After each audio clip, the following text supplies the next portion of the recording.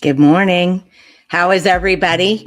It's been a really long time since I've seen everybody, I feel like, and I'm trying to figure out where my music is coming from. Okay, there we go. It's been so long since I've been on. I have no idea what I'm doing. I don't know how to work the thing.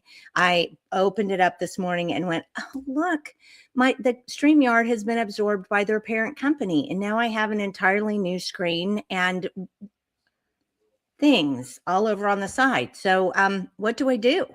So yes, and then I've got one kid leaving to go back to where he's from. And then I've got one kid with a construction project in his room this morning. So it might have been better to wait until next Wednesday to go live, but why would we wait when there's other things going on? And I forgot we had comments. So hang on just a minute. Carmen this morning says, good morning, Jenny. Good morning, Carmen. So we were going to talk a little bit this morning about, well, several things. We were going to talk about what did we get for Christmas this year. Michael's going to be on. He's just running a little bit behind this morning because it's very hard to get started after you come back from a vacation. And for those of you who follow my Facebook page, I found the funniest meme, and I'm not going to pull it in, but it was a stick person. And it had a very festive, like Santa hat on. And it's up above it. It said the weeks before Christmas. And then down below it said festive. And then this other one next to it is a kind of a sad looking little dude. And he's holding this block of cheese. And above his head, it said the weeks between Christmas and New Year's. And it was like, I don't know what to do. I just feel sad and full of cheese. It's like, oh my gosh, that's where we are for that week. It's just kind of such an odd week. Some people have to go back to work. Some people don't go back to, but you're not really sure that you want to take on a project, because why would you take on a project when it's not really the new year yet? And it's very confusing. I'm sorry, but I think that whole week is just very confusing. So while we're waiting for Michael to get on, I'm going to bring on our friend Katy Smith from B1SUT, because we were going to have her on as a guest this morning because she's got a bunch of things to talk about. And I thought we could talk about some of these things together while we're waiting for Michael to get on. So I'm going to bring on Katy this morning. And there's Michael. So Michael has come in, so we can maybe we can just put everybody on together. That would be nice. I'm just going to let Michael bring himself on when he's ready. And I'm going to pull Katy in. Good morning, Katy. Good morning. Happy 2026. I know. Isn't that freakish? I love it. It's going to be a good one. I just feel it. I don't know. I'm like having a time issue. I'm not it seems like it's going so fast. I know. Time has a way. I feel like I'm in a portal. I agree. And this week's funny. I'm having a hard time remembering what day of the week it is this week. I did that too. I was like, wait, is it Wednesday? But no, it can't be Wednesday because we're going live on Friday. I was like, where are we? Earl's daughter says, Happy New Year, Jenny. Great to see y'all again. Looking good. How's the knee? Well, the knee is not coming along like Jenni would like the need to come along, but I don't think Jenni is much in charge of that anymore. So I'm just, I want it to move better now. Agreed. We want that for you. Yeah. I mean, it's like I was telling you the other day. I can kick toddler ass, but I can't. That's it. I'm still not up to like big people yet. And we've got a lot of big people ass to kick, and I'm not there yet. So I'm not sure how I'm going to manage that. Oh, there's Michael. Happy New Year's, ladies. Happy New Year to you. Hey, I want to see let's see your shirt. Just regular freedom shirt. It's not regular freedom anymore. Yeah. Is it? No. Is that what you got for Christmas? Did you get freedom? Because I want some. No, we're probably still losing more freedom, actually. Yes, I think so. I almost did a spit take. Did you get some freedom for Christmas? Can I have some? That was the best. Yeah, so what did you get for Christmas, Michael?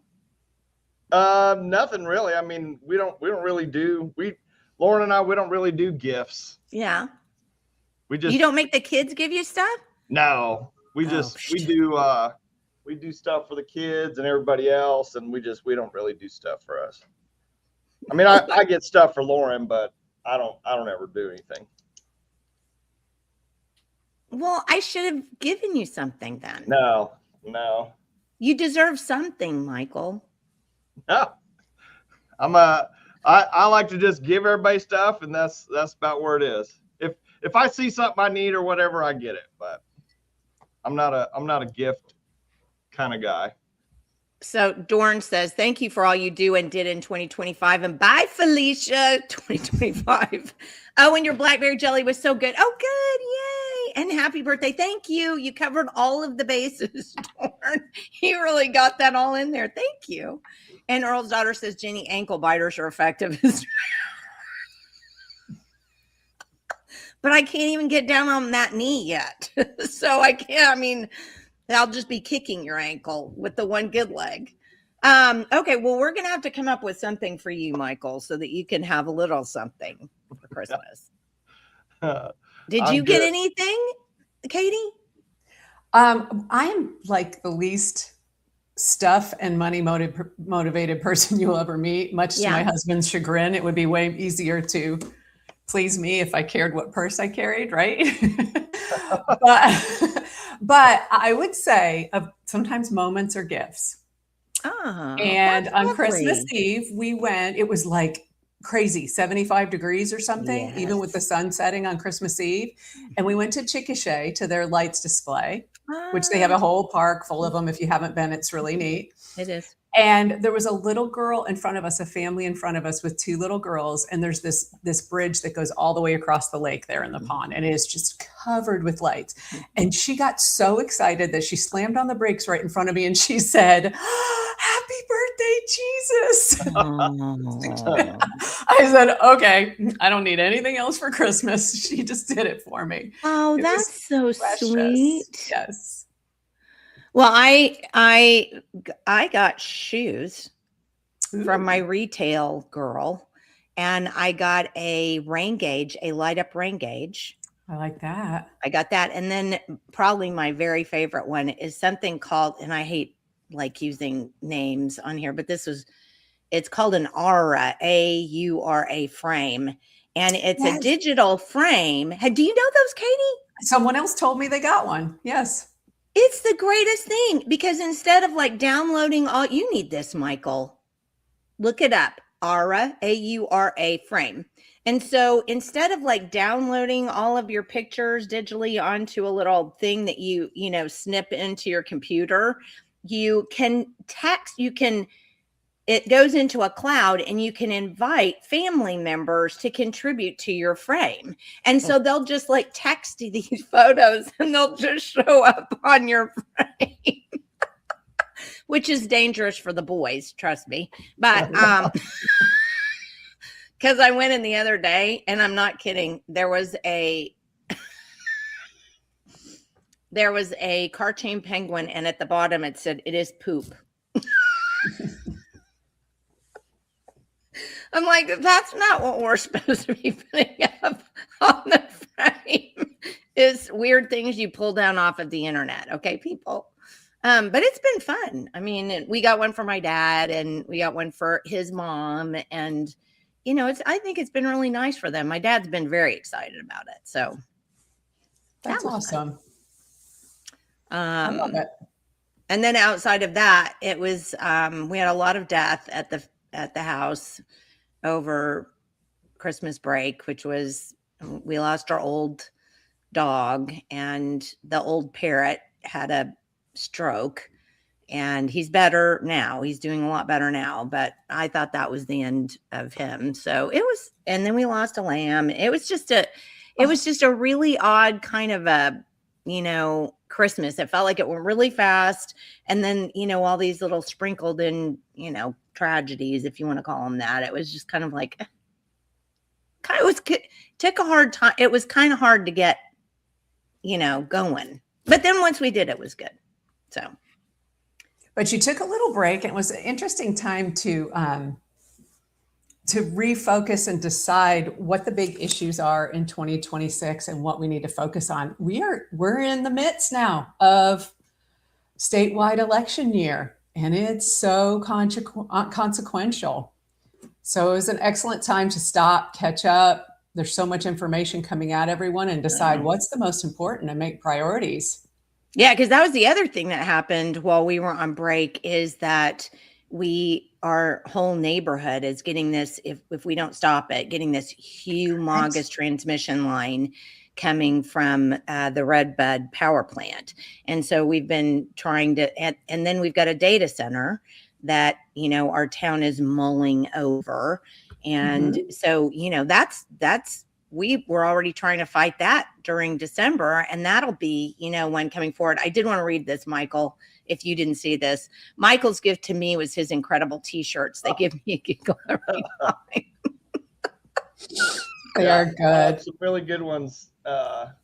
Maybe a little more rough around the edges this year.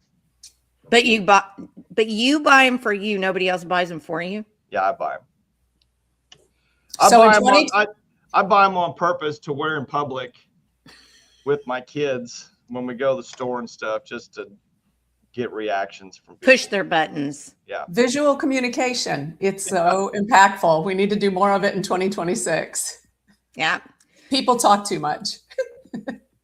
So what do you think financially? Let's start there. So financially, Michael, what do you think is the biggest thing that we're going to have to watch out for in 2026? Well, I mean, there's several things. I think we're going to have some serious liquidity issues this year in the banking system itself. I mean, it's happened before. It's happened several times.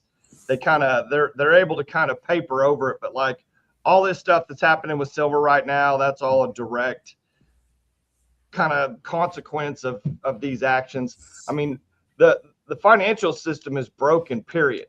I mean, it is. The entire paper side, the fiat money, all of that stuff, the private Federal Reserve, bank, central bank, all of those things are I don't think it's necessarily going to happen this year, but it's just going to get worse. I mean, the inflation is going to get much worse, in my opinion, this year.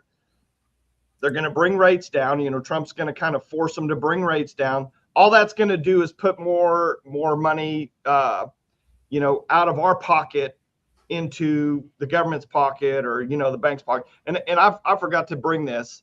I wanted to show this. So last year I bought for myself. Okay, we'll call this a Christmas present. I bought a specific camera lens from Italy. And I purchased from them before, this company, and I got this. I got the camera in here, I don't know, maybe November-ish. Well, I got it in October. Okay, so I got it in October. In December, I get a bill for tariff on my camera lens.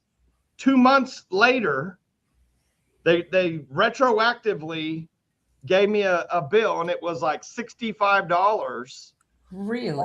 on my $100 camera lens. What? How do you get a separate bill? Yeah.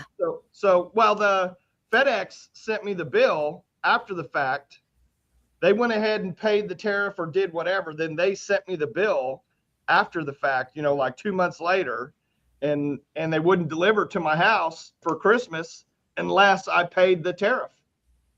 So is there some warning? You're buying the lens, right? You're buying it online and you're choosing your shipping. Is there something in there that says this may happen? Check this box. You're informed. No. Well, I went back on the website. I mean, I was pretty hot. I called the people. Well, yeah. And they said, well, you're always responsible for duty yourself. And I'm like, well, how am I even supposed to know? I mean, you should at least calculate that or tell me or give me some kind of warning. But it was because this was like one of those days when Trump just woke up, went backwards on the tariff and just went crazy on everybody and said, okay, you got 100% tariff, 60% tariff, whatever. Yeah. It applied to my deal in that time frame, whatever it was. So there, like I've always said, Italy wasn't paying that tariff to us, the American people. I'm paying that tariff. The end consumer, I'm the one that's paying that tariff that Trump's on TV saying, oh, we've got $200 billion in tariffs. That's $200 billion out of our pocket. And that's just I was going to bring that bill in and I forgot to bring it in, but that's going to be another issue once they cut rates. And think about it right now, all these markets, everybody's paper rich. Okay. Your 401ks are at all Not me. high. Okay. Some people. Well, you're like the value of your house, all those things on paper. Yes. They're all the highest they've ever been, literally. Yes. Well, cash flow wise, people don't have cash flow. People don't have No. money coming in at the exact, at the rate of that. So that's only going to get worse. I mean, to me, that's going to be the biggest deal this year is cash flow. Things are going to get much more expensive. We're going to be feeling some serious pain, even though they say rates are going to come down. That's not going to affect us because we don't have access to money at the level where rates actually matter. I mean, outside of buying a house.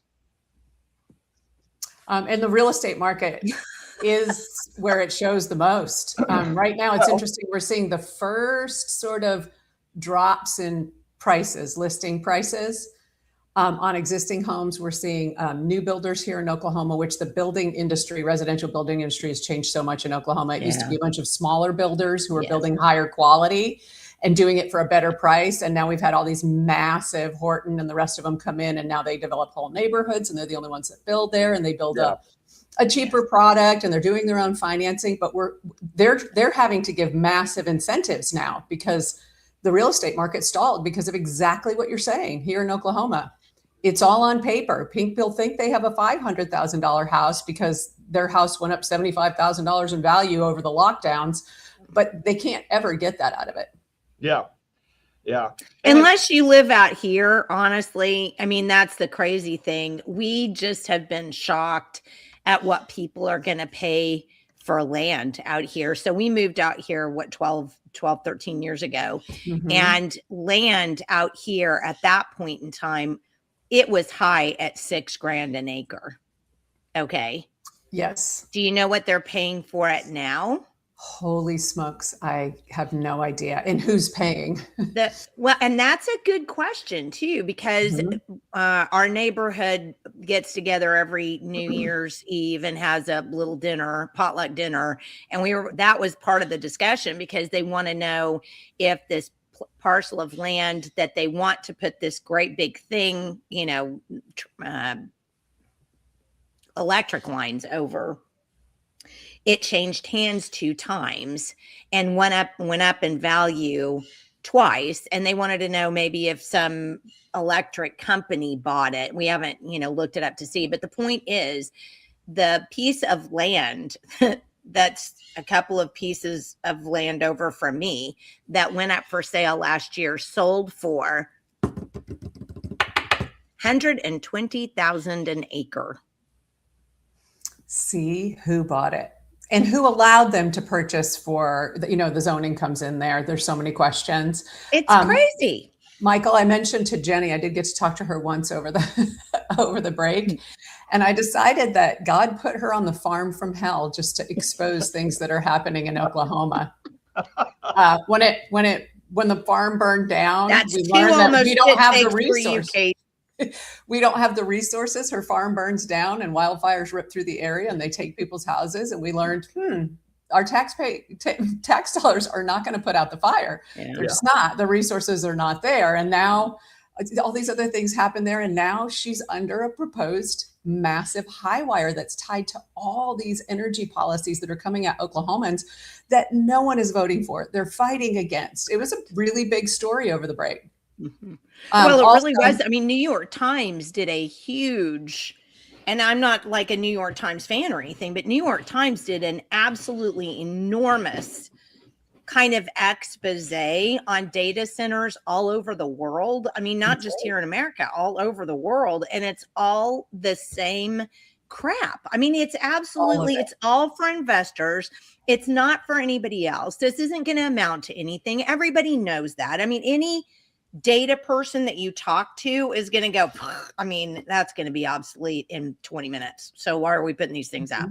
It's so ridiculous. This is the next wave of big tech crushing the masses, honestly. And then another huge story over the break is people have just woken up, and a lot of it has to do with the corruption that's happening in Minnesota, but they've woken up to this battle between the illegal immigrant Muslim culture and the places in America where these pockets of people, and it's not pockets anymore, including Oklahoma.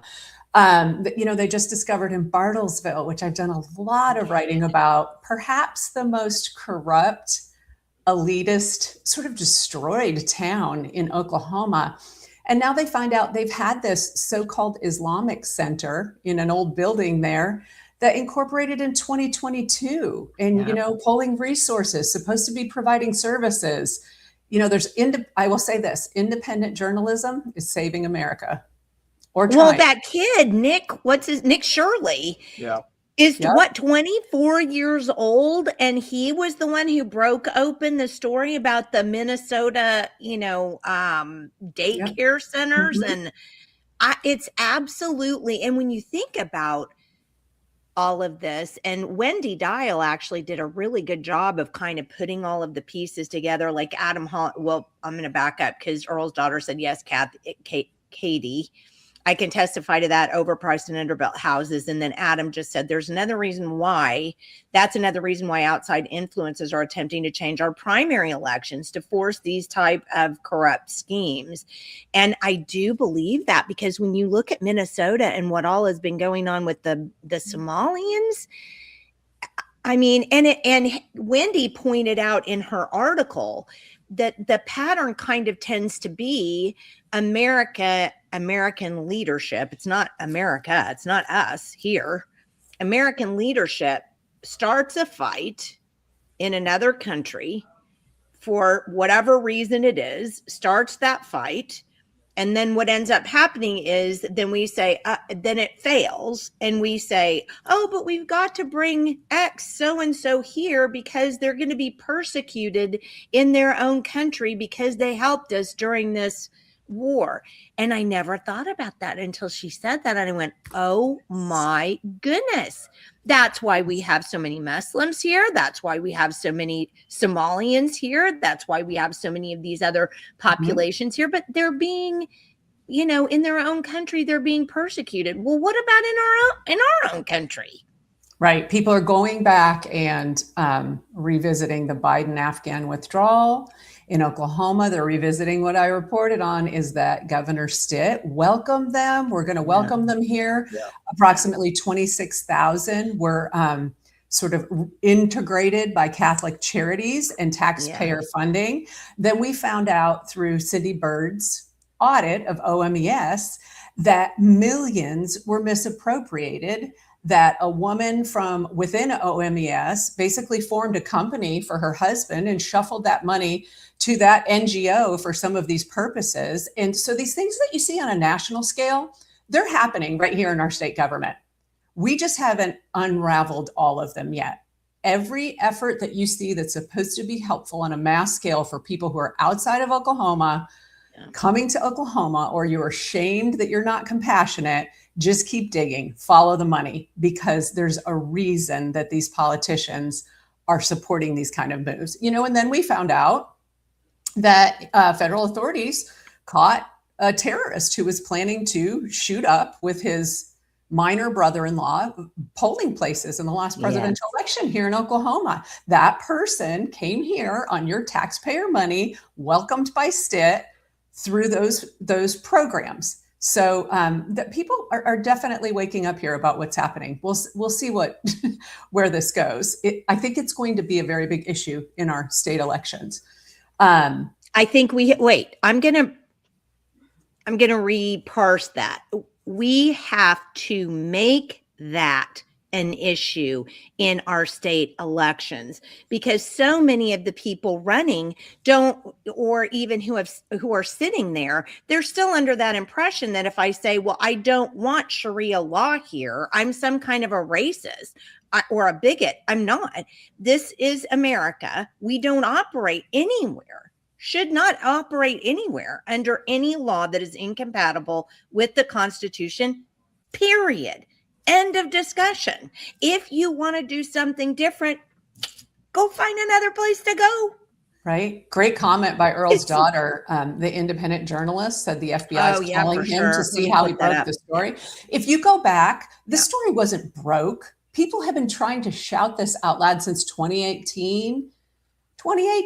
There are things out there in the media where they're trying to say, this is what's going on. There are no kids here. The meals program, I promise you, that happened in Oklahoma. I worked for the State Department of Education. I actually brought this to the attention of the Joy Hoffmeister administration about an NGO in Oklahoma who was taking money for summertime programming and after school programming, who was supposed to be, one of the caveats is you have to feed the kids if you're going to have the kids, right? Yeah. And was taking money and nothing matched up. I was told to stand down, that we don't question these NGOs. So it's happening here, and it's happening on a bigger scale than you can imagine. Well, and Michael, you and I have talked about the NGO issue. I mean, well, just kind of in a broad aspect of all of that, we always say it's up to us, to do all these things, just like the guy in Minnesota and the things you write, Katy. I mean, it really is that this country is up to what we do. We can't wait and depend on the FBI, which looks like it's completely compromised from Patel and Bongino and whoever, wherever. I mean, nothing is happening. And I swear to God, if someone like President Trump doesn't go scorched earth, literally the next 6 months, in my opinion, we have no chance unless he goes in, like fires every federal judge, just starts, chopping heads across the board. I mean, I think we're going to be in trouble. Well, isn't that why Bongino quit? Yeah, I don't know. I mean, I think he could, maybe he's going to come out and say a whole bunch of stuff on his radio show, whatever, but I've lost all faith in him also. Oh, have you too? So I'm not really there yet. I'm, me, I back up. I like to connect dots and I want it to be sort of proved. I'm not really there yet on that. The Trump administration's FBI, DOJ is corrupted as far as his appointees. I look at it a little more like the depth of the deep state, and people want immediate results. But these people didn't leave the evidence laying on the desk when they walked out. I can promise you that. The part that I'm encouraged about is I think everything in Minnesota, everything that's coming out started with Doge. It's like we've already forgotten the Doge, and that we found out that USAID was the biggest funder of the globalist programs to undermine the United States from the inside. That was supposed to be international aid, and it was flowing throughout our own country to affect elections. It was funding all of these NGOs. It was doing all of these things. So when I see independent journalists digging in, like in Minnesota and other places, I think the snowball is just growing bigger, and it came from USAID. Like a reporting I did, we thought that there was such a support for the radical part of the LGBTQ movement here in Oklahoma because there were these well-funded organizations. It turns out we were paying for them. They do not have the popular support for pushing transing in schools on kids, pushing that agenda on schools, on kids in the classroom. There was none of that. We were paying for that. So I think I'm encouraged. I think we see truth, lies spew and truth drips out slowly. And I think, yeah, but I want to point this out. So this is what Earl's daughter says. But if my accounting's off $300 on my taxes, the hammer comes down. This $1 billion fraud thing infuriates me. And then Adam wants us to remember Islam is a geopolitical ideology dressed up like a Trojan horse as a peaceful religion. And that's another thing we've got to keep, I was talking to somebody. Oh gosh. I'm full of cheese, as I said earlier, so I'm not going to remember who it was. I was talking to somebody and we were talking about the Dove School and all the Islamic schools that we have all over the country. And we were talking about the fact that in Texas actually found for certain that we were that Texas, the money that was going to those Islamic schools were being sent out of the country, ostensibly to fund terrorism. And I believe it was one of Cindy Bird's audits. No, it was Cindy Bird's audit that showed an early audit. I'll have to go back and look, that showed that Dove Charter School, which is, they call it Turkish run charter school, the money was actually that they absconded with a bunch of money as well, that the figures didn't add up there. And I'll have to go back and look at that. But we have so much fraud going on in our own. And think about this. Think about what's going on with DHS. And Katy, you've got some stuff that's just groundbreaking, making people really PO'd stuff going on. Yes, definitely. So, just a teaser for your viewers that within the next couple of days, I'm going to be releasing some more information about the Lincoln Lockman case. And for those of you who didn't see that, I've written a lot about it and I've been on your program a few times talking about the Lincoln Lockman case. So the case, well, let me do this. Let me share the screen really quickly so that folks can sort of follow along. What? Okay, well, while you're doing that, I'll just mention, if you haven't heard of the Lincoln Lockman case, you need to go, and Lincoln spelled like Abe Lincoln, go to one of our either Rumble or YouTube and just type in in the search bar Lincoln, and it'll come up and you can see the video if you haven't seen it, because if you don't think there's a problem with DHS in Oklahoma and you can watch that video and then still come out on the other end going, well, there's not really a problem with DHS, you have issues that may need help. You may need help with. Yes. And thank you. The problems with DHS, even over the break, as we catch up, the medical kidnapping case of Moms for Liberty leader that continued to go on. And that's a national story. There are cases all over the country. Everything that's happening here with DHS that is malfeasant is happening all over the country. Yeah. And as far as the Lincoln Lockman story is concerned, originally back in July of last year, I published about a teacher in Moore Public Schools, a sixth grade teacher who was forced to step down after the FBI informed the school that he was being investigated for molesting children on a cruise ship. In my investigation, I found out that he's married to a man, and the two of them together were foster and adoptive parents through DHS. And I was digging into trying to find out if this little boy, whose name was Lincoln, that they had adopted came from DHS. No one would talk. No one would talk about it. The privacy laws were protecting. We couldn't find out. Referrals were made. They pushed the referrals away of abuse, which is not legal. And they would not check up on the well-being of this child. This man committed suicide after being indicted for those crimes a few months later. And Lincoln was left in the home. So then just a bit later in October, through some more research, I discovered that that man had been arrested in 2010 for twice sodomizing a child after providing alcohol to that child. Could not get the records, could not get them from law enforcement. They don't exist in the court.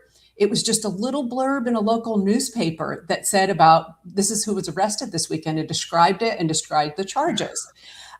So you're seeing this protectionism. You're seeing it in Oklahoma when they should be the job. DHS is to keep kids safe. They placed this kid in this home. They adopted this kid into this home, and they would not go back and check and do their job. We get to Kansas. Law enforcement covered up for this man. Like more than a decade before, they covered up for this man, and he should have never had a teacher's license. He should have never been a foster parent. This child should not be there. No one would touch it. So then, by the miracle of God, the child's biological parents reached out to me, and we did an entire investigation on how this child was illegally trafficked, taken from this couple illegally. And if you haven't read that, please go back and do it. They broke the law in more ways than I can tell you. And I've told you before, I was a child welfare worker. That's part of sort of my journey back to journalism, is time in two state agencies and seeing particularly how kids are being harmed. And now we went on to see where the places were in the case where they just crushed this family. How did they end up terminating rights on this family that a child should never have been taken? I mean, they hid information from the court. This mom tested clean, yet they took the child for drugs. It goes on and on. They hid a kinship placement, which is a family member that they're mandated to place kids with family and to show the courts that they've made all reasonable efforts to do so. They didn't. They hid someone who came forward that would have taken the child. There are just major things here, and we could not get the information. Well, now I will tell you, here just in the last 30 days, a local source from Kansas back at that time of that arrest in 2010 has come forward and given the details about what actually happened there. And you will be shocked that this man was not prosecuted for these things. And you will see a whole system that involves churches, courts, a local community that covered up for this. And then after a year of research, I was able to get in contact with the families on the cruise ship whose children were affected by molestation at the hands of this person. And I'll be giving those details about what actually happened and how the cruise line and every other system that I mentioned, including the Oklahoma Department of Human Services Child Welfare Division, after this happened, they hid it all. Yeah. This child then went with the remaining parent and is still, and was pushed out of state, ran out of state, even put it online that he needed money to get out of the state. And I'm really going to outline who was involved in helping him do that. And you're going to be shocked. I probably won't be, and neither will anybody else, because I think we're finally getting that this is, things are not what we thought they were. No, they're not. And when we have a protected class, and it's not just within child welfare, when we say that as of 2015, same-sex marriage came to Oklahoma, not by a vote of Oklahoma citizens, but by the Supreme Court decision. When that was enacted, a whole different group of people took over the child welfare arena. And they are internally trafficking children. And then when there is a risk of harm, they are hiding it.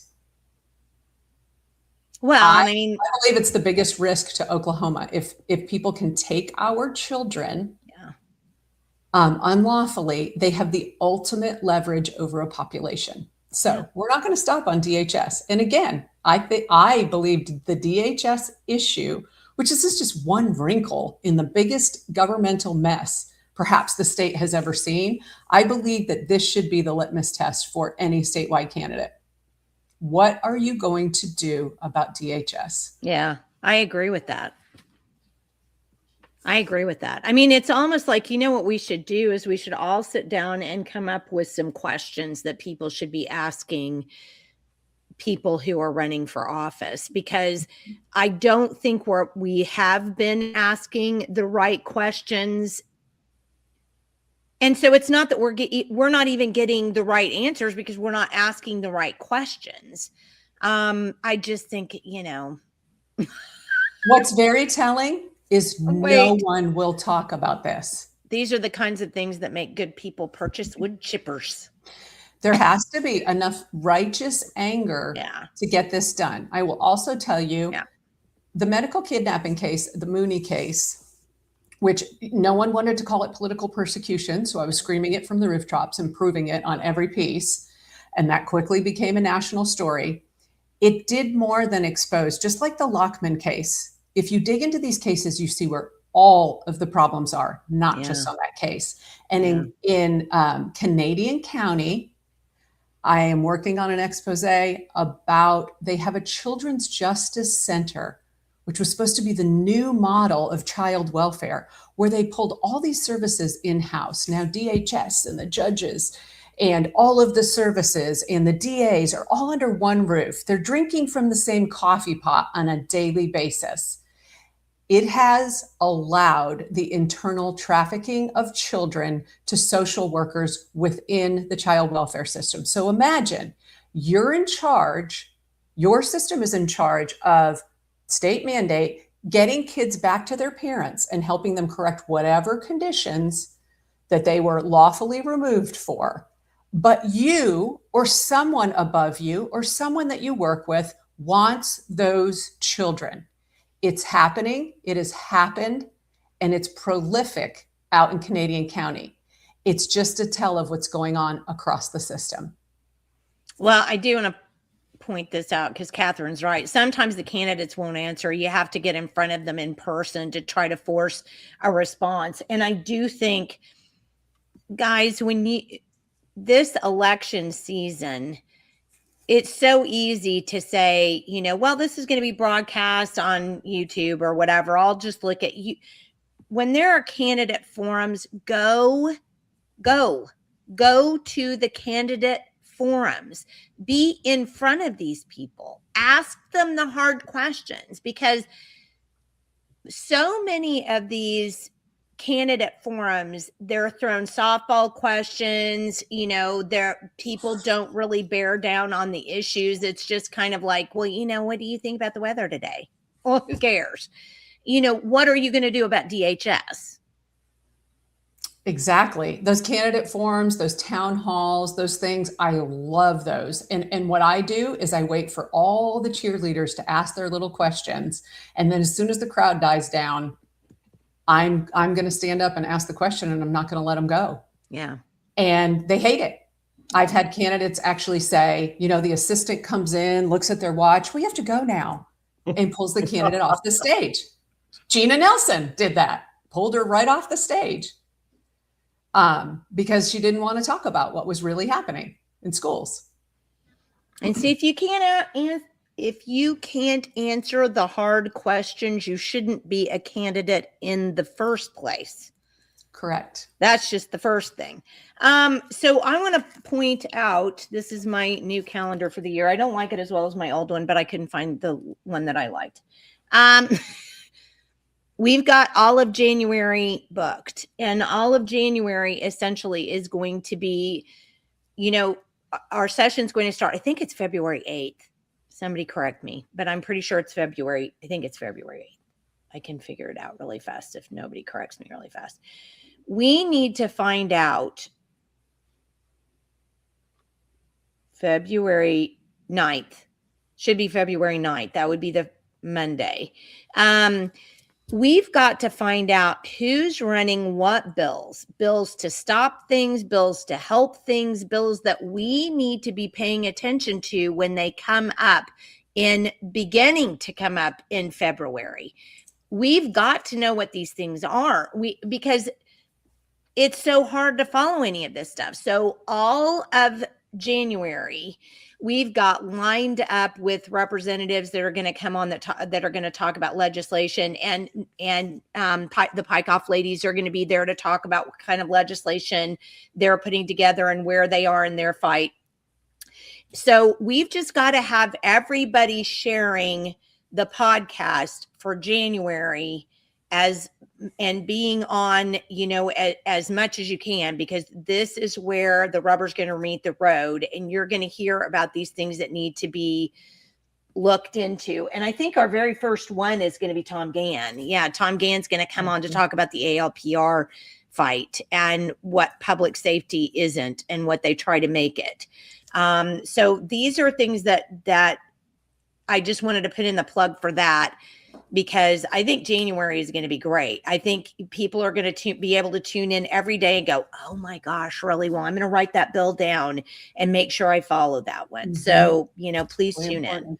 Super important. Teresa had a really good question. She does. What county is doing the best job in protecting our children? From my standpoint, Teresa, I don't hear about when things go well, and I try to keep that balance because I know there are child welfare workers out there. A lot of good child welfare workers have been driven from the system in the last 5 years because they are not going to stand by the ideology, and they're going to protect parents. So if you know of someone doing a great job, it'd be really nice to show a good model along with that it can be done well.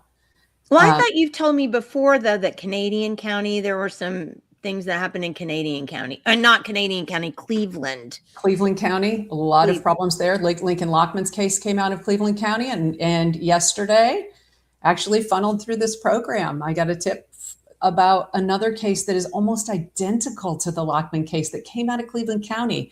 Same office, same workers, same judges.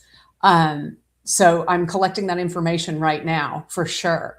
But with that going on, for me, doubling down in 2026, again, where government affects our children. And one piece that if you didn't get to see it in December, you might want to go back and check out has to do with the State Board of Education. We're back to where they affect our children within our schools. Michael, do you remember last spring when I wrote an article and came on to talk to you with danger, Will Robinson warning, conflicts of interest on the State Board of Education as Governor Stitt stripped the board to strip power from Ryan Walters? Well, that one came home to roost, and it did not take long. And there's a lot happening behind the curtain at the State Department of Education. The local legacy media have suddenly, where they couldn't do anything right under Ryan Walters, they are cheerleaders as perpetrators are being reinstated into our schools. After a long fight in the previous administration under Ryan Walters, putting an investigative team in place with qualified former law enforcement investigators, and suspending and revoking a record number of certificates from staff, coaches, teachers, administrators who've done bad things to children. And now, in this particular article, we get back to Michael Tenney, who is the husband of the head of one of the teachers' unions. Both of his children have been or were lobbyists for that teachers' union. And after voting to suspend the certification of a certain teacher who happened to have been the character award winner, a character of excellence award winner for that particular teachers' union, after looking at evidence, he made the motion to suspend her certifications. And I thought, ray of hope. They're going to have some integrity.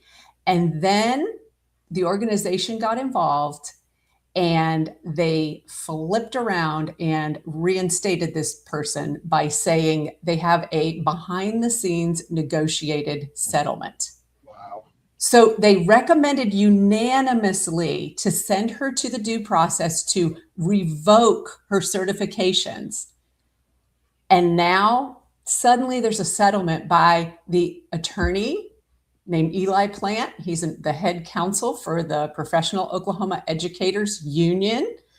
And suddenly we have a settlement and her certifications have been reinstated within the database. So the details in this will shock you. The allegations were even investigated by local police who refuse to honor a valid, lawful open records request and will not give the information.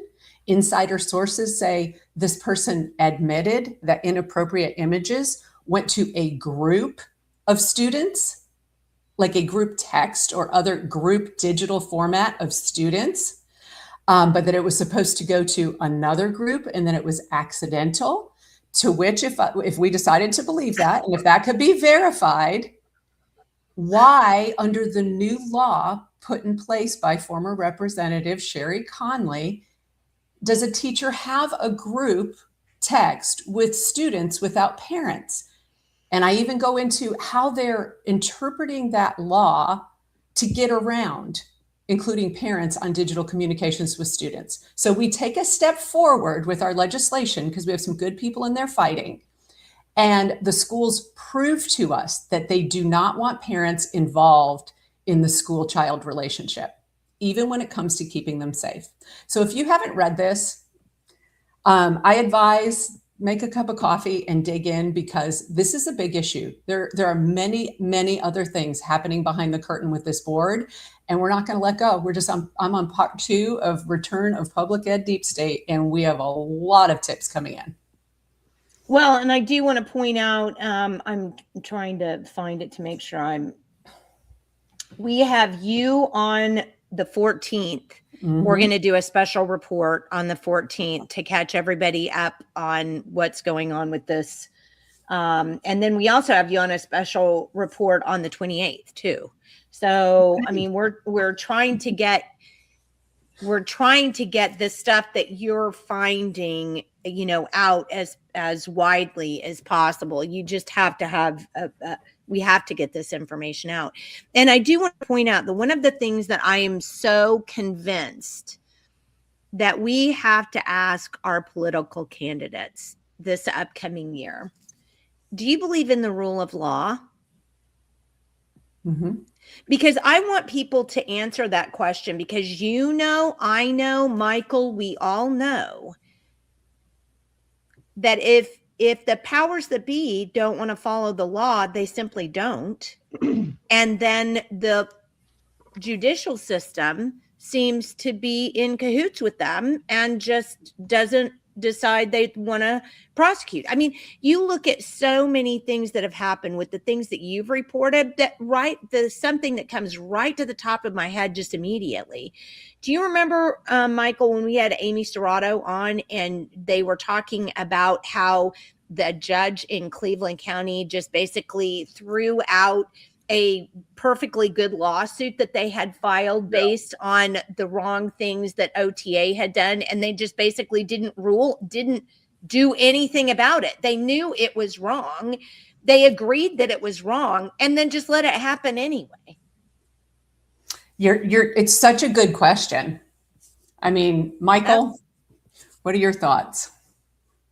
Yeah, well, it almost reminds me of, and I don't know if it was you, Katy, or who we had on the show, Jenny, that when someone was asking a tough question to Gettner, and he was just like, well, don't vote for me then, or, I'm not your guy, or, whatever, just the arrogance, the arrogance of these politicians, because they don't have to follow the rule. I mean, I don't know. I'm more like, I just want to be like, how do we just, the information seems to be out there, but there's just no action that can be taken. And that's why I just said, if Trump or someone doesn't do the scorched earth deal, then we're toast, so, I mean, what can we do? I mean, I know, Katy, you said we need to get, the sentiment needs to get out there more, and we need, kind of more people just need to get riled up, but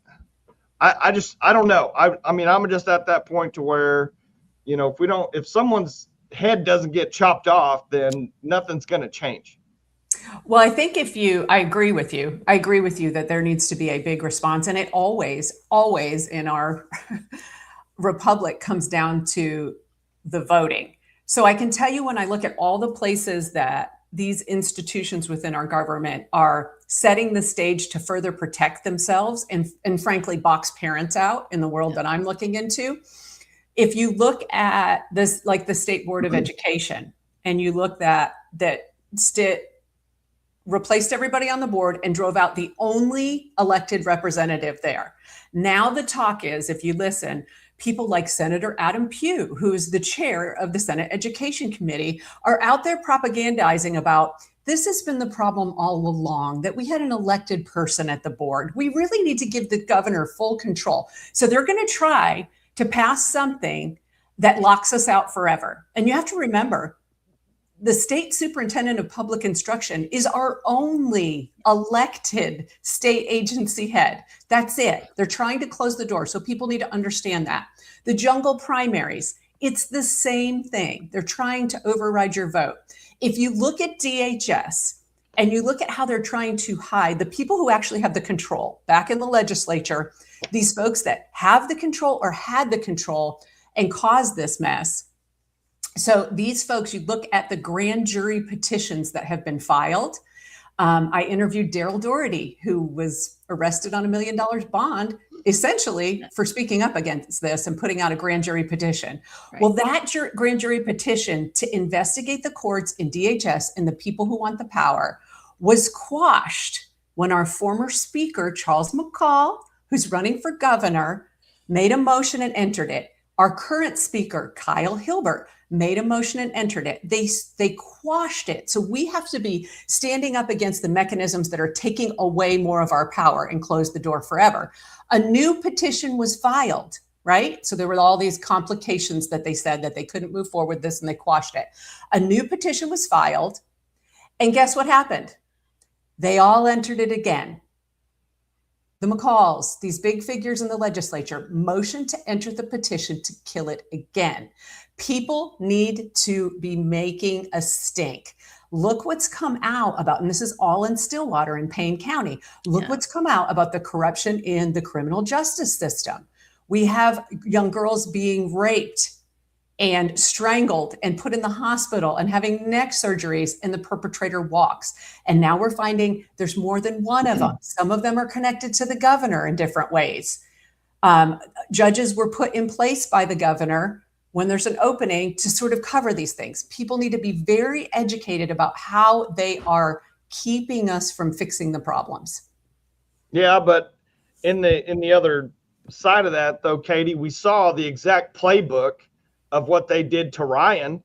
I mean, you had a massive amount of people supporting Ryan there at 5 o'clock in the morning, waiting in line for those board meetings, causing a big stink. And I mean, kind of think going through all those motions.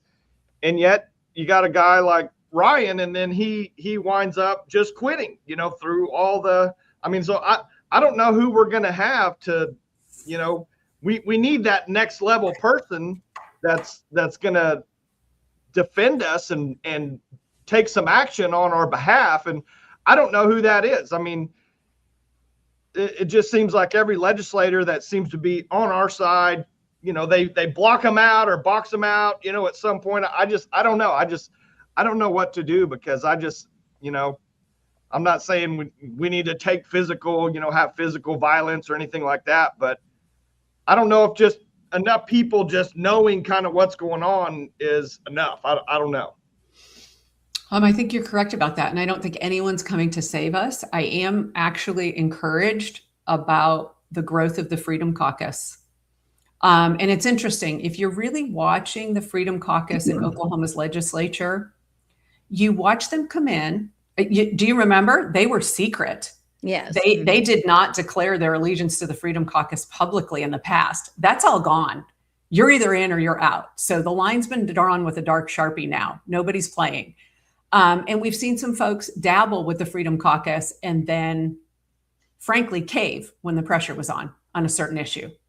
And those don't last. But we have seen some really strong defenders of the people's rights. And that's a good start, but it's not going to be them. What really does it is, if you watch across the country, states fighting the same thing, thousands of people on the court steps, and they're not going home on that case. Yeah, That but here's the is what thing. that- It's like Catherine said, hundreds of people showing up at the Capitol would help, but people need to go to work. They can't I go. agree. I mean, I that's the agree. problem, is that those of us that are actually keeping the economy going are keeping the economy going. We can't just go, hey, I got to go, try to force my representative not to try to kill all of my freedoms, and I've got to be gone today. I mean, it doesn't, people. Yeah. It's true. Well, it's true.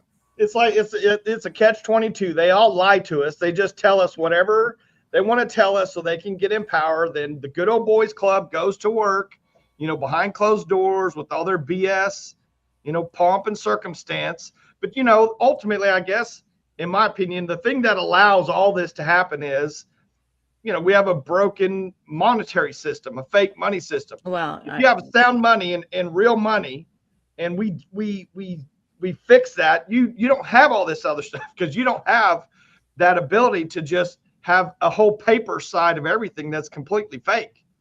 Well, you bring up a great point. When I was talking before about how these things started with Doge, that really started to open the American public's eyes. We all knew it was corrupt, and we talked about how DC was so corrupt, but we couldn't really pinpoint it.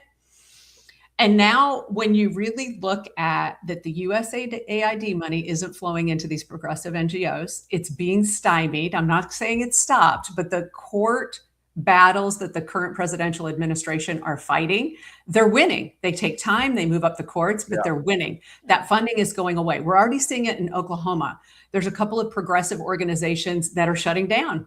You watch them on Facebook and they're no longer there. All of a sudden they just fade into the background because there never was the popular support for those things. But then also, as this is exposed, how is it going to change the next election cycle? Because we had Act Blue, we had USAID money that was being funneled 10 times and winding up in campaigns. We had, these retired people that show on paper that they made 17,000 donations of $20 to some candidate, and it did not happen. So as that dries up, how's it going to change? Campaign finance has been an unwinnable battle for the populace for many years, but that attack on the other end to turn off the faucet, it's going to be interesting to watch. I want to point out something, because I don't want us to feel like we had to start out the 2026 with a bang. I mean, we've got to come out of the Jenni, we chutes. can do it. Don't get on my bad side already. No, I mean, we have to. We got to come out of the blocks like we're running a miler, and we're in it for the long haul, right? I mean, we're not going to just come shooting out, but we've got to get a really good start at this, and we've got to stick to it, and we've got to confront these candidates. There are several seats that don't have candidates running against, like Chuck Hall, for example.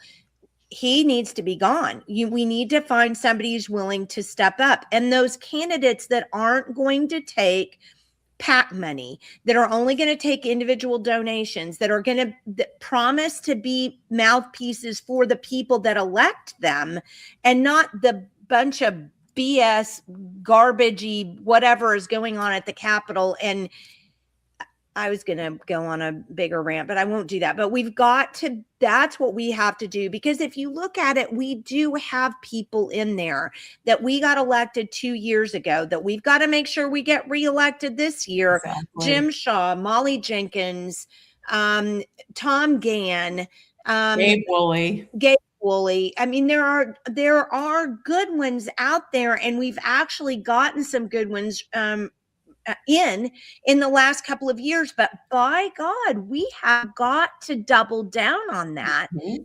Pay attention, support these candidates, and get them elected. And I do want to say this. So Jason Murphy. That's what I was going to say. Yeah, he's going to be on the 9th. So next Friday, a week from today, Jason Murphy is going to be on to talk about how crappy These people who sit under that dome on 23rd and Lincoln are at doing anything except for going, yes, ding, yes, ding. Yeah, I mean, it's just like they're Pavlov's dogs or circus monkeys. Yes, yes, yeah, it's crazy. What we need is a bolus of people who are going to go up there and go, no, no, no, no, no, no, no. I mean, that's what we need. I And mean, Jason's giving the tools. he is. Jason has the manual out for how you find out if someone is an actual conservative. If you're a conservative Oklahoman and you've been frustrated over voting for people who turned out to be trans Republicans, then you should be following Jason Murphy and looking at his tool. He will tell you, and not because it's his opinion, but based on their voting, if they stood up for what you voted for.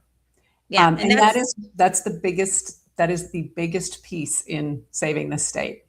Yeah. Adam had a good comment too. When each person picks up a cause to act on, then we can start doing instead of complaining. This is one reason why I brought the lawsuit against the Secretary of State and the Oklahoma State Election Board to halt SQ 836. And good for you. I mean, I'm hoping, and hope is a double-edged sword, isn't it? I'm hoping that Oklahomans are smart enough not to play that game. And then let's not forget, my friend Christy Taylor, who is a Democrat, she and I and Rashard Tortorello sat down and had a whole discussion on SQ 836. And Christy actually agreed we don't need this bill. There are some things that we can do already to fix the problems that they were trying to fix with this state question. It's not, we don't need it. So I think it's really important that you go back and look at that video because it's so important. I mean, I need to probably try to share it again around for people to see. Yes. So I am I feel like we're missing something, Katie. I am being called to jump onto another call here in a few minutes, but I did want to get Michael's opinion on this. So a last thing that sort of blew up over the break is Oklahoma now has its own Riley Gaines. And she's a student from the University of Oklahoma, a tennis player who came forward and said, my trans psychology teacher flunked me on an assignment that was an opinion assignment for espousing my biblically based belief that there are only two genders, right? So OU's in the middle of what blew up into a massive national story. It was everywhere. This girl got thrust onto the national scene and unexpectedly, and she's done a really good job with it. But I was sitting at the playoff game, ready for OU to play Alabama in the first round of the NCAA playoffs. And I look up at the rules they were giving us to be able to sit in the seats that we paid too much money for. This is an actual picture, you can take her picture out, of the stands in the sign that was above 80,000 people ready to cheer on football. It says, the code of conduct for you to be able to watch OU football is that abusive, racist, homophobic, transphobic, and any other threatening language or actions will not be tolerated. In the midst of this scandal, this is what they projected. I got emails, I got comments, I got people saying this was a fake picture. I can assure you this was taken by me from the press box lower side of the stadium before the start of that game. I even had Senator Shane Jett reached out and asked for the actual pictures because legislators were sick of them pushing this rhetoric. And folks, there's a statewide DEI ban for universities underfunded taxpayer dollars. There's also a federal ban on this, and it's still happening. But just to show you that this really did happen, this was the other. I took pictures of both of them. This one is about don't throw stuff on the field. So this really did happen. This is who they are. It doesn't matter what we do or what national story comes up. You're not going to reform these people. They're not going to come back to reasonable to say that open discourse is the point of going to a university, and that different opinions are going to exist, and that other people's deeply held religious beliefs are protected under the Constitution. Yeah. Michael, Yeah. I was wishing you had been there. I didn't see that article. Was that one you published on Substack? Yes. I didn't see that. I'm gonna have to go back and look. Well, I mean, when you're the darling of the state, and you know you're the end all be all, then you get away with all that stuff. I mean, it's completely ridiculous. I mean, I'm so proud of that girl standing up. I mean, I wish we had 100 girls, 1,000 girls.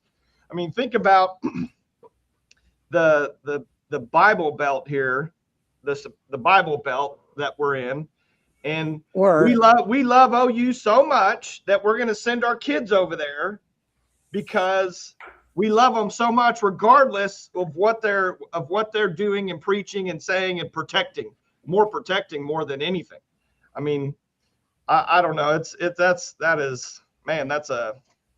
how terrible that's, you know, just that they just get away with it. Just. Well, one of the points that I make in the article, it's a very short article. It was just me going off. I actually turned and looked at my husband. I said, we're going to lose this when I saw that. That's just some bad warm-up mojo happening there. But when you look at the comment, it's so incredibly intolerant of anyone else's beliefs. Yes. Yeah. They consider it abusive. Transphobic. Let's pull that apart. What does that mean? Does that mean if I believe that you can't actually change your gender, am I transphobic? Do I not deserve to come to a football game? Well, but that's what Catherine said that I put up just a second ago. Who decides what all of that means? Yeah. That's why this is so pernicious and horrifying, because it's just up to whoever it feels like they want to make it an issue. Well, you looked at me funny. Since when does anybody give a rat's butt about that? Where are we, in kindergarten? Well, it's just like I tell my kids. I'm like, if you're offended, that's your problem. If your feelings are hurt, that's your problem. There's nothing anyone can say or do that affects you unless you let it in, you know, unless you internalize that and take that however you want to take it. Yeah. So, you know, it's just part of that whole dumbed down process of us just creating a ton of victims. You know, victims are controllable. Yes. That's, you know, and I'm not saying that, you know, domestic abuse and all that is just, you know, foo-foo or whatever. I mean, but if you're a victim in any kind of emotional capacity, you're totally controlled by the left or whatever it is. You're right. And this is such a false narrative that reinforces this victimized status that then gives the kind of protections to some little group, like we were saying about Lincoln Locken's adoptive fathers. They've been completely protected despite being indicted for molestation, right? This kind of language does that. And a point I make in the article is I haven't heard about any racist incidents at any OU games all season. I have not heard about any so-called trans person being beat up or berated at an OU football game. The problem doesn't exist. Yet we're going to put it in 10-foot type over a stadium of 80,000 people. Yeah, by the way, you got to remember this though too, Katy. And my older son and I were having an I wouldn't say argument. We were having a discussion the other day about the internet and telegraphing things. And that's the crazy thing. If people say something enough, this is what the whole concept of advertising is based on, right? If people say something enough times in enough ways, people go, oh yeah, I got to have me some margarine. Right. I mean, yes. I mean, it's, but that's the way I'm offended. Oh, this is happening. Oh, I mean, we've got to, well, hold on a second. Catherine, another word up from that. So yes, that's advertising and that's how it's done. But literally, this is 100% propaganda. This is Yes. literally just, you keep putting it out like you never even think of that stuff. It would never even cross your mind, but you keep seeing it. Boom. Oh, this, that, trans this. Oh, well, you keep seeing it. It's 100% propaganda. Yeah. It is. It is. But just thought, it's a busy time during the holidays. I thought I'd bring it people's attention because I know I missed a lot over the holidays and I have to go check up on my favorite accounts. Well, and here's the thing that bugs me about it. Because I mean, when you told me about it, you know what I said? I was like, well, but I mean, there are other more important things. But the one thing that does bug me about it is what you said, Katy, and that was, we have a law that's supposed to stop this stuff on college campuses. Correct. Is there a point to that law? Not if it's not enforced. Is there a reason to have it on the books? How many of the laws then that we have in these big giant books of laws are anybody really following? Does that matter? Should we even have the laws if nobody's going to follow them? If nobody's going to follow any laws, why don't we just become anarchists? I mean, in all honesty, it's all about the fact that we make laws, and then the people who are supposed to be adjudicating these laws use them to divide us up and to punish people they don't like. So we don't have justice. We have a set of laws that mean different things to different people, which is complete injustice. I mean, it's just injustice. It is. It is. You bring up hold such on a a good second. point about Here's a laws. good question for you. Tanya Jackson says, did anyone get up and leave the game and tell people, see, I agree with Tanya Jackson 100%, and tell people are willing to inconvenience themselves to send a message of protest? No, because people's loyalty to anything OU trumps all of this nonsense. Loyalty to the GOP works the same way to stop people from actually seeing things with clear vision and fake Republicans. I totally 100% agree with that. I do agree with that. I agree that we don't want to support these things. Absolutely. And boy, would it solve it all if next year all of the season ticket holders at OU said, no thanks until you get over all of this, right? But what I think happens in a lot of this, and I understand both sides of this issue. So OU football and these collective things, no matter what it is in our culture, that we all come to enjoy. They become part of our family traditions. It's part of sort of this Oklahoma values kind of thing where we value family and friends and fun and being in a stadium collectively, where this is where people from all walks of life are actually drawn together, cheering in one direction. It feels good. We sing the national anthem. It stands up for what? Walking away from it and giving them up feels like a surrender. But I think public pressure, this particular case of this student who came forward, shows how much power public pressure can have. Because at this university on the academic level, these instructors were just reinforcing each other's crazy ideology that they're pushing on kids behind the scenes the whole time. That's who's getting the TA jobs. Yeah, that's how this happened. Bubble. That's who's getting promoted.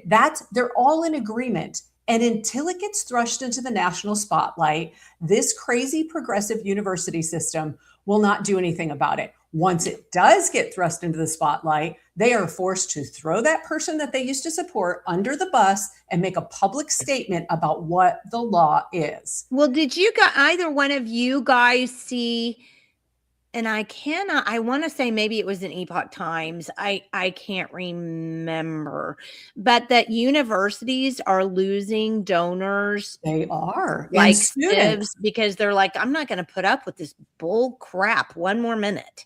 It's just like public schools. Universities are losing donors. I'm not giving extra money to this.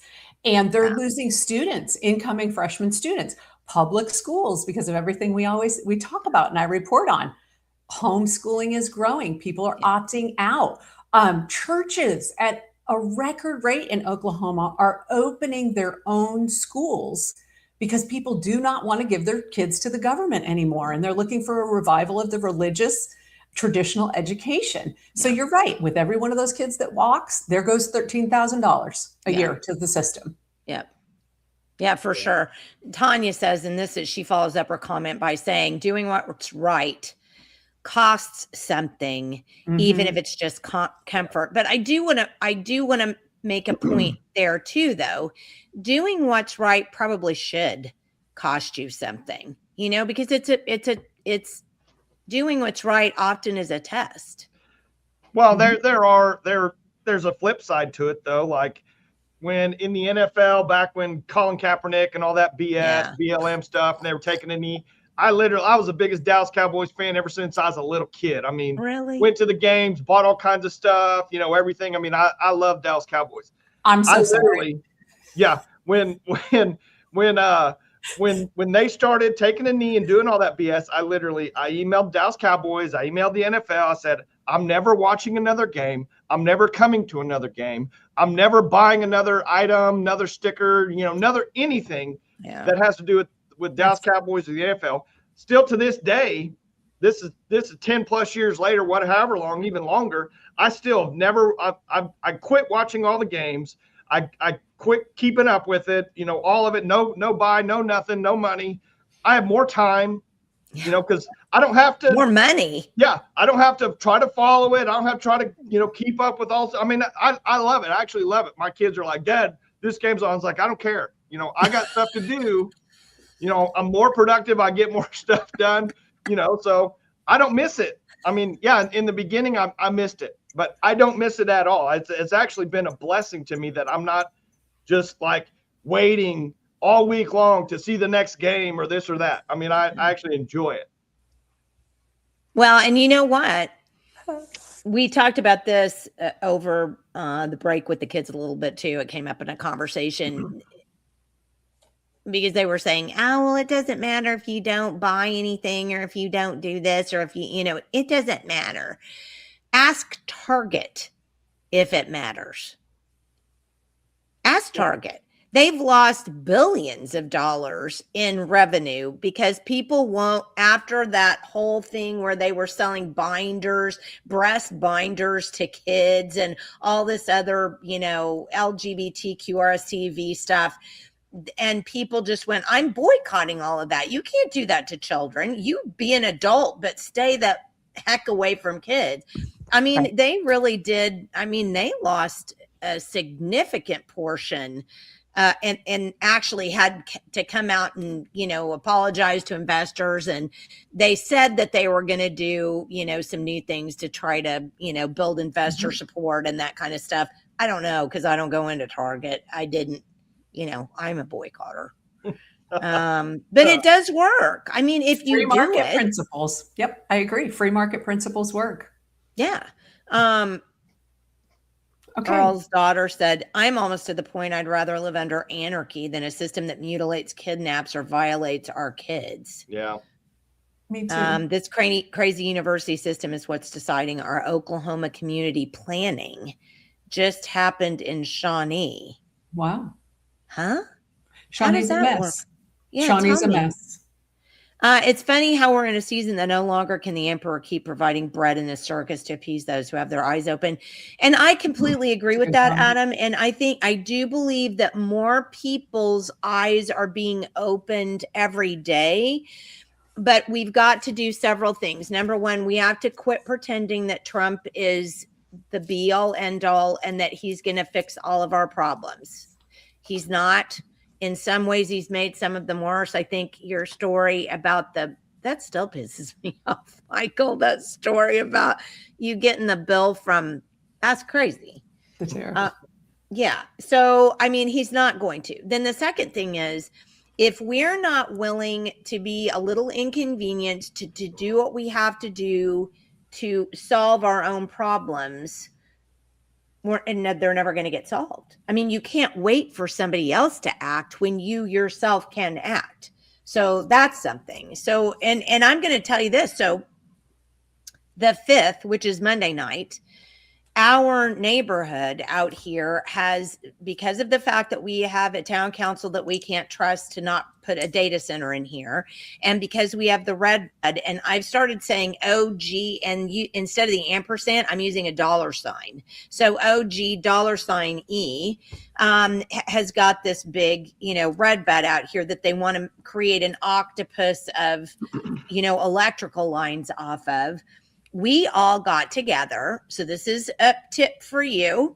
We all got together and we put in money to rent our community center, and we're going out today and tomorrow and putting little stickers on people's gates and mailboxes to tell them that we're having a community meeting on Monday at 6 p.m. at the community center in Luther to talk about stopping the data center and these, great big power lines that are coming across. So I don't want to have to go out on Saturday and drive around and stick stuff to, gates but I mean, what am I going to do? I mean, do I just sit here and say, oh, well, the trolls that live under the bridge will come stop this, whatever, fill in the blank. They're not. It doesn't work that way. So we have to be the people that take this on to do it ourselves. And I've told you last year, and I'm going to tell you again this year, if it's up to me, I'm chaining myself to machinery and fences and sitting in like it's the 60s because I don't know how else to make it stop. And if me standing in front of the big machinery going, run me over then. I mean, if that's what I got to do, that's what I'm going to do. And if you guys don't want to be there too, I can't help you. Jenny, can I ask a question? I do have to No. pop off for a 10:30. Where that's right. on these things, big power lines and data centers in your area? Luther seems to be the center of all malfeasance. Yep. But where are your state legislators, your representative and your senator? Well, I don't know. Grant Green. And so Grant Green is our senator. He's one of the ones that was touting the behind the meter legislation that was helping data centers getting started, right? So that they could, quote unquote, create their own power sources instead of having to suck off the grid. And then my representative, John George, he also was a yes vote on that bill. We haven't heard anything from him here in Luther. I haven't anyway, about what he's going to be doing. So everybody seems to be pretty, absent on that because we have a governor who is business at all costs. We have to be number one. He says that all the time. He doesn't care about people. He cares about business. He cares about the private investor. He cares about the people that are going to make money off of this, not the people that are going to be harmed about it and the land that's going to be used up. And that's not where he's interested in caring, because he doesn't come from that. He's a business guy. Why would he care about that? Well, sounds like you need new representatives. I think we need new representatives out here too. And we do have somebody running against Grant Green. And I think we may have somebody running against John George. So there we go. There we go. Right. I do appreciate you all having me. Hate to jump off, but so good to catch up. Okay. And we'll see you again on the 14th. Missed the rope report for the month. See you on January the 14th. We'll be there. Bye. Bye, Katie. Adam says, it's funny how we were in hold on. Then he says, a big part of these data centers, most people do not realize yet, is the end purpose to enable, a complete surveillance state like China. That's why flock cameras are coming up all over the state. It's even worse than that. We're going to have Kendall Sakieri, the senator, on the 16th of the month.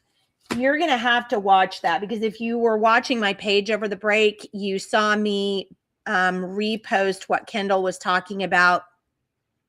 This is huge.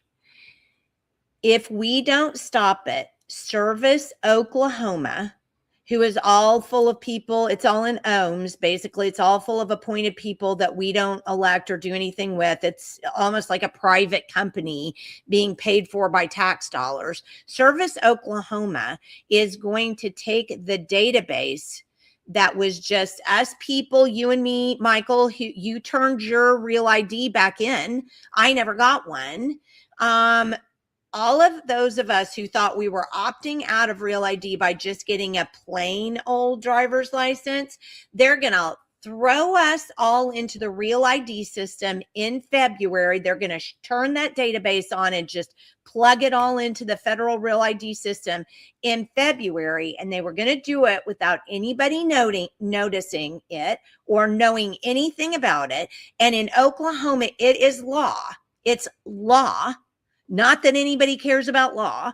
It's law that you and me, Michael, if we don't want to be in the real ID system, we don't have to be. We have an opt out. But the Service Oklahoma is taking that away from us. And the governor has been silent, as far as I know, on it, and is not coming out to tell them to stop doing that until we can figure out what is going on. Because that's what we need to do right now, is tell the governor, do not allow Service Oklahoma to dump all this data in the real ID system next month. We have to do that. This is absolutely unreal. And Kendall has several bills on real ID. But Michael, what's going to happen when they dump all that data in there? Can we get it back out? No, it's in there. Once it's in, it's in. Because it's not like your driver's license number is going to change. So just because you're an opt-out, so once they have that driver's license number with all your information in there, it's in there. Yep. So Kendall called you. That's how you found out about this? No, Kendall actually she did a really good video. You need to go look for it on Kendall's page, Facebook page, Kendall Sakieri, or on her X account. She's got the same, she's got them out there. You can go find it.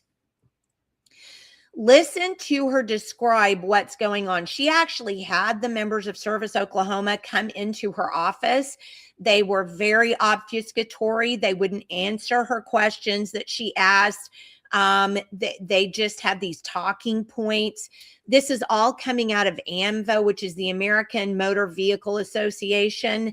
AMVA is the one that's pushing this. It's a private organization that stands to make money off of the data control programs that they're going to be selling states and other things. And we're going to get screwed over because of that.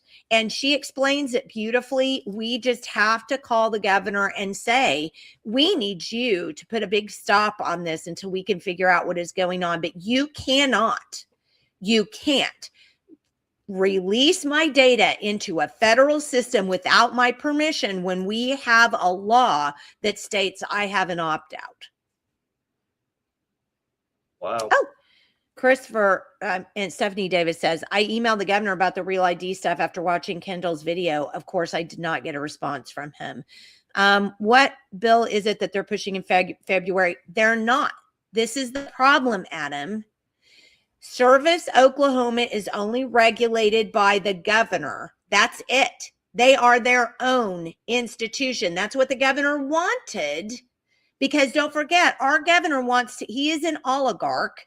He wants to control everything. He wants the state superintendent position, not an elected position. He wants to be able to have the governor, because he can't even be governor next year. He's only governor this last year, but he wants to be able to, he's the puppeteer. He knows best. He knows everything. He's the one that wants to make all of this happen. He's the one that wants to have the say over this. Will you have the say over it, governor? Stop it. Stop it. You can't do that to me. You can't do it. It's frankly illegal. Maybe you should put some of the people on your staff, some of the attorneys on that, to find out if you can even actually do that legally before you do it. Maybe that's what you should find out. Maybe.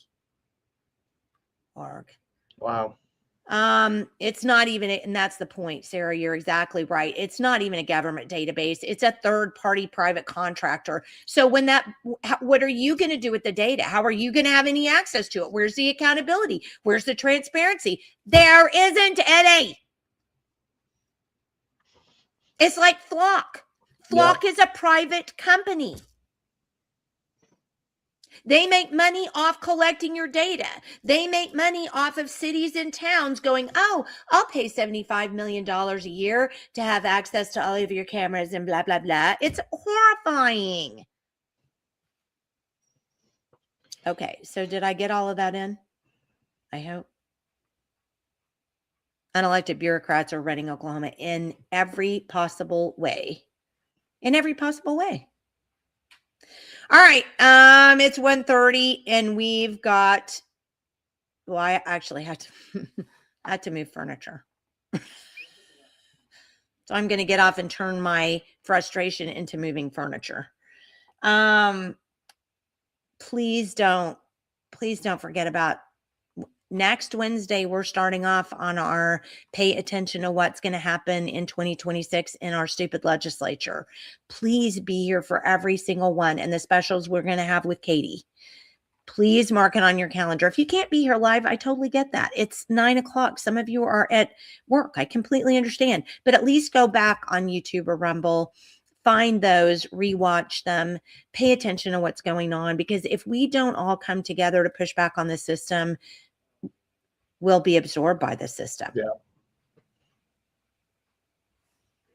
It'll be like the Blob. For those of you who are older, you know what that is. The Blob actually was the movie that scared me to death. I watched it when I was 8 or 9. Scared me to death. I was convinced that we had to put towels under the doors to keep the Blob from like squeezing in under the door and eating. Oh, here's another comment. It should be also illegal to privatize the Department of Mental Health, but Sid thinks people will forget about 43 million missing dollars. Thanks for reminding us, Sarah. And by the way, Sarah is going to be one of the people that's going to come on at the end of the month and talk about healthcare legislation that we need to be following. So thank you for that. And thank you for being here. All right. Anything else? Oops. Hold on. Oh, glad to have you back. Thank you, Stephanie. Missed your podcast while you were gone. I kind of didn't, but thank you. Did you miss them, Michael? Did you miss getting up on Wednesday and Friday mornings at 9 o'clock?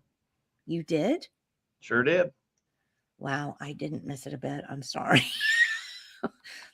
I didn't get what I needed to get done because something kept always coming up. Oh, I did, actually. I did get the one job that I said I was going to get done over the break done, and that was fixing all of my mom's stuff that I hadn't gotten. I mean, she will have been gone 3 years next month, and I still had so much of her stuff on my table that I had to go through pictures and things like that, and I did get it done. I was excited. I got one thing done. All right. Anything from you, Michael, before we get off here today? No, this is going to be a big year. I mean, I think we can mobilize and take some serious action on behalf of ourselves this year and hopefully get some things done and solved and exposed. I think things are getting exposed, more like just get things actually taken care of. Well, and I also think we need to have some interviews with some candidates coming up. I think I was going to say that when you were talking about going to the forums and asking some of these tough questions, I'd love to have a forum for all these people. Yeah. You know, every one of these offices, every one of these. So people can actually get in and ask some tough questions. Yeah. Well, and let me plug Liberty, Oklahoma. Our Liberty Oklahoma Fest is coming up next month. Remember, we had to move the date, and it's coming up next month. And on Saturday night, we are going to tap into the Oklahoma GOP gubernatorial candidate forum, and we're going to broadcast that live inside the convention on Saturday night. So you don't want to miss that. Please help me out and buy tickets to that. You can go to libertyoklahoma.org to be able to get the tickets. You'll see more information on the roll after we sign off for today. Please do that and be there and get other people involved, because if we don't have people who don't understand the system going forward, we just have to. So please get people to get tickets. Let's get tickets. Let's get organized. Let's get out there. Right? Yeah. Ready? Break. All right, everybody. We'll see you next Wednesday with Tom Gann. So be here. Don't be square, be here. All right, we'll see you then. Bye.